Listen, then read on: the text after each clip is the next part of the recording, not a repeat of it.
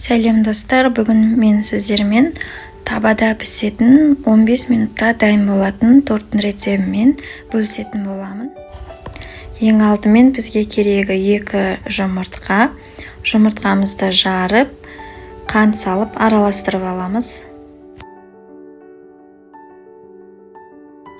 Жұмыртқа мен қантты араластырып болдық. Енді 1% айранды құямыз және 2 шай қасық қопсытқыш және 10 грамм какао.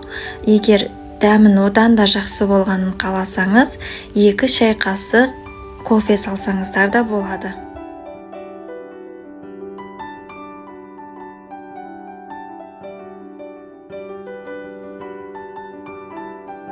Керек заттардың барлығын салып араластырып аламыз.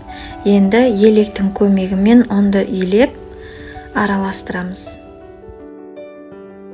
Көріп тұрғандарыңыздай қамырымыз осындай сұйық болу қажет. Енді пісіретін боламыз. Қызып тұрған табамызға май жағып, қамырымызды құйып пісіріп аламыз.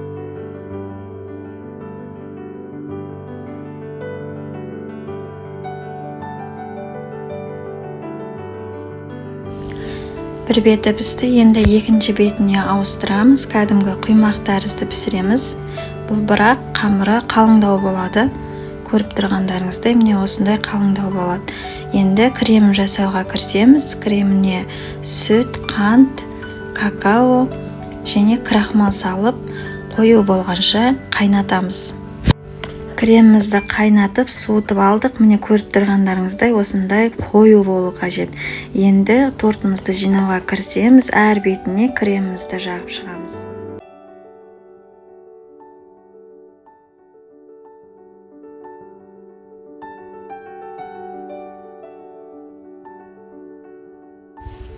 Мен бетін осы апельсиндермен әсемдедім. Сіздер қалауларыңызды әсемдесеңіздер болады. 15 минутта дайын болатын, табада пісетін тортымыз дайын болды. Рецепт ұнаса лайк басып тіркеліп кетіңіздер.